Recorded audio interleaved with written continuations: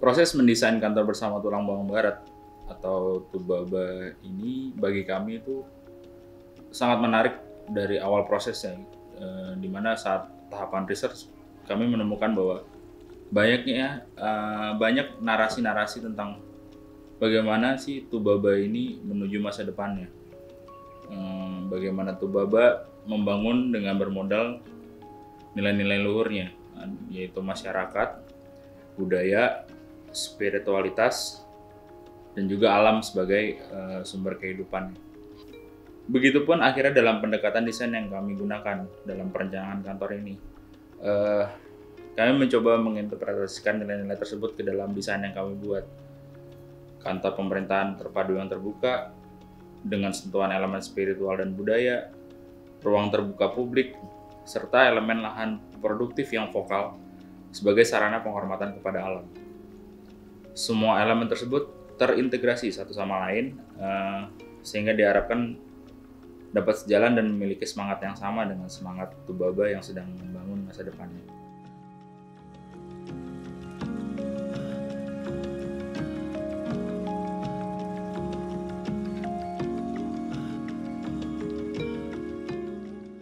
Kantor bersama Tubaba ini direncanakan di atas lahan dengan luasan 50.000 meter persegi di daerah yang bernama Uluan Nugik.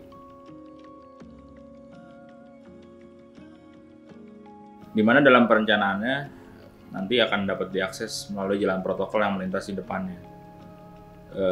Seperti kita tahu juga di sekitar set terdapat beberapa bangunan ikonik seperti Islamic Center, ada Sesat Agungnya, Sekolah Seni Tubaba dan Uluan Nugik, yang kesemuanya dalam perjalanannya juga menjadi bagian dari bagaimana Tubaba membangun masa depannya.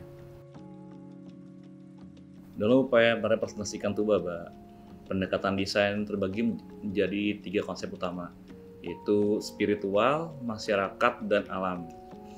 Elemen spiritual diadopsi sebagai rasa syukur kepada Tuhan Yang Maha Kuasa atas anugerah sumber daya alam dan manusia Tubabanya. Hal ini digambarkan dalam sumbu imajiner yang akan menentukan perletakan massa dan pola landscape utama. Elemen masyarakat dan pemerintah dibentuk dalam tatanan wajah yang terinspirasi dari rumah adat setempat, dengan mengambil elemen-elemen seperti ijan geladak, anjungan, serambi pada rumah panggung sebagai komposisi yang ditransformasikan untuk membentuk sebuah arsitektur vernakular yang selaras dengan citra wilayahnya. Kemudian elemen alam dikembangkan dalam bentuk penyatuan landscape dan arsitektur seakan menjadi satu komposisi yang tak terpisahkan. Selain itu, Minapadi akan menjadi ekspresi utama landscape untuk melambangkan kemakmuran alam sebagai sumber penghidupan. 3 konsep tersebut menjadi pendekatan desain kami dalam pengolahan massa secara makro hingga detail secara mikro. Desain dimulai dengan membagi lahan dari 2 sumbu imajiner. Salah satunya adalah sumbu memanjang untuk memberikan jarak antara area publik dan private, lalu sumbu spiritual membelah muka lahan menjadi 2 latar depan, yaitu spiritual dan alam. Proyeksi atap vernakular diletakkan secara berulang pada tiap zonasi, membentuk sebuah komposisi seakan itu menjadi huruf aksara Lampung. Fungsi kantor berada di area belakang lahan, namun kami orientasikan mukanya ke arah jalan di depan untuk mencitrakan bentuk keterbukaan pemerintah. Maka dari itu, masyarakat bisa melihat muka-muka pemerintah dari muka jalan. Lobi dan pendopo menjorok ke depan, menandakan sebuah pelayanan publik yang semakin mendekat ke masyarakat. Sedangkan masjid dan minaretnya menjadi penanda area spiritual. Masa bangunan diangkat untuk memperkuat hierarki rumah panggung. Selain itu, kami menyatukan komposisi bangunan terhadap landscape. Semua area terhubung oleh jalur sirkulasi beratap, menyisakan bentuk segitiga yang dimanfaatkan sebagai lahan produktif dengan sistem Minapadi. Selain itu, Minapadi juga dikelilingi oleh masa bangunan, menggambarkan sinergisitas antara pemerintah dan masyarakat. Sebagai perwujudan dari Pudak Tubaba di masa depan, di mana setiap elemen-elemen di dalamnya tumbuh bersama. Sirkulasi di dalam lahan terbagi atas 3 akses, yaitu sirkulasi untuk pengunjung, staf, dan kendaraan. Setiap pengunjung akan diberikan akses utama melalui lobi, dan setelah itu bisa menuju masing-masing dinas melalui hamparan sawah. Sedangkan staf dan pemimpin memiliki jalur yang hampir sama, namun diberikan akses tersendiri melalui parkir staf di belakang lahan. Jalur kendaraan dibuat terpisah dari awal masuk site, dengan meletakkan jalan dan parkir di sisi terjauh lahan. Dan untuk pengunjung yang ingin ke masjid, disediakan lahan parkir tersendiri di muka lahan yang berdekatan dengan masjid. Transformasi pengolahan massa tersebut membentuk hubungan antar ruang yang kaya akan pengalaman. Bersinergi dengan pemerintah yang terbuka, bermain dengan alam, bernostalgia dengan nilai-nilai luhur, atau jauh lebih lagi, bersimpuh untuk bersyukur.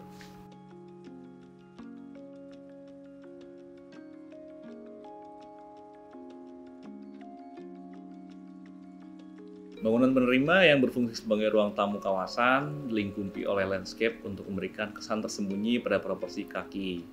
Kemudian transformasinya dimulai dari peletakan 3 fungsi, yaitu pendopo yang berada di tengah, yang diapit oleh ruang pertemuan besar dan pelayanan publik. Kemudian landscape terbelah di tengah untuk membuka koneksi visual antara drop-off dan area sawah minta padi. Kemudian juga repetisi kayu melingkupi fasad pada proporsi kepala bangunan, dan kuda-kuda tersusun sepanjang massa dan terekspos di atas double head ceiling. Dilanjutkan oleh penutup atap yang terbelah di atas masing-masing program ruang untuk memberikan ruang udara mengalir. Fungsi kantor terletak di bagian belakang tapak dan di atas landscape yang dinaikkan, memberikan kesan hierarki yang berbeda daripada bangunan lain. Berangkat dari pendekatan modular, ruangan yang terdiri atas area kerja dan penunjangnya didefinisikan dalam modul-modul yang paling efisien sesuai kebutuhannya. Modul yang sudah ditentukan disebar menurut hierarki antar ruang, yaitu publik, staf, dan pimpinannya. Kemudian juga hierarki tersebut juga ditekankan berupa celah antara massa. Artikulasi vernakular berupa kuda-kuda yang sama dengan bangunan menerima diletakkan dan menyisakan celah-celah di antara massa bangunan. Setiap dinas menunjukkan batasnya dengan adanya dinding masif di muka bangunan, tapi juga tetap terkoneksi dengan adanya selasar di depannya. Dengan tetap menunjukkan bahasa desain yang sama seperti bangunan lainnya, area masjid juga dilingkupi oleh landscape yang seakan terpendam. Terdapat 2 sumbu yang membentuk batas luar masjid, yaitu sumbu kiblat dan garis paralel bentuk lahan. Dengan begitu terbentuk sudut miring pada area imam yang menekankan keutamaan orientasi. Area sholat untuk 1.000 orang lebih secara efisien diletakkan membentuk persegi panjang. Kemudian landscape terbelah mengikuti tegak lurus sumbu kiblat sekaligus menjadi akses dari muka lahan menuju kantor.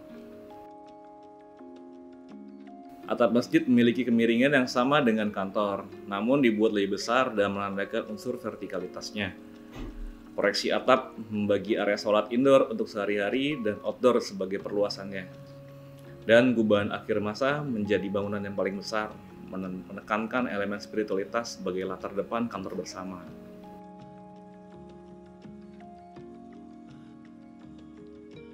Bentuk penghormatan terhadap alam, salah satunya adalah bagaimana menciptakan sebuah arsitektur yang memiliki seminimal mungkin impact negatif terhadap alam. Beberapa metode yang direncanakan adalah sebagai berikut. Pengolahan grey water dan rainwater harvesting diharapkan dapat mengurangi penggunaan air untuk kebutuhan bangunan. Air bekas serta air hujan ditampung untuk diolah terlebih dahulu agar bisa digunakan kembali untuk fungsi-fungsi tertentu, seperti toilet flush, penyiraman tanaman, bahkan untuk pengairan mina padi, sebelum akhirnya disalurkan ke saluran kota. Dengan demikian, limbah cair yang berasal dari fasilitas ini akan lebih ramah terhadap lingkungan. Penempatan mina padi di tengah site memiliki peran yang cukup besar. Selain sebagai simbol penyertaan elemen alam, penggunaan elemen air pada sistem mina padi sekaligus dimaksudkan untuk menurunkan suhu sekitar. Di sektor efisiensi energi, penempatan mina padi sebagai lahan terbuka di tengah site juga memiliki fungsi untuk mendorong angin agar lebih cepat dan mengarah ke dalam bangunan yang memiliki sistem ventilasi di rongga atap berupa kisi-kisi kayu. Dengan memasukkan angin ke dalam rongga atap, membuat tekanan udara menjadi lebih rendah dan membuat aliran udara panas dalam bangunan cenderung tersedot mengarah ke bukaan atap dan menurunkan suhu di bawahnya. Dan diharapkan itu bisa membantu mengurangi beban penggunaan energi di dalam bangunan. Dan mungkin ke depannya apabila memungkinkan kami mengusulkan juga untuk penggunaan solar panel sebagai sumber energi listrik. Mengingat desain bangunan yang memiliki atap lebar sangat cocok untuk ditambahkan solar panel di atasnya. Sehingga bangunan ini akan jauh lebih baik lagi dalam menghormati alam.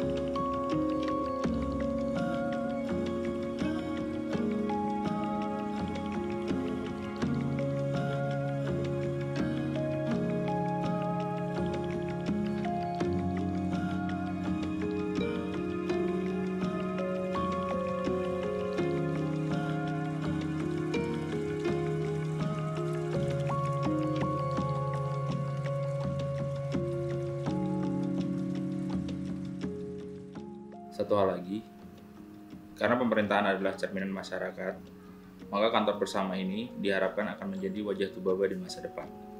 Budak Tubaba menuju masa depannya.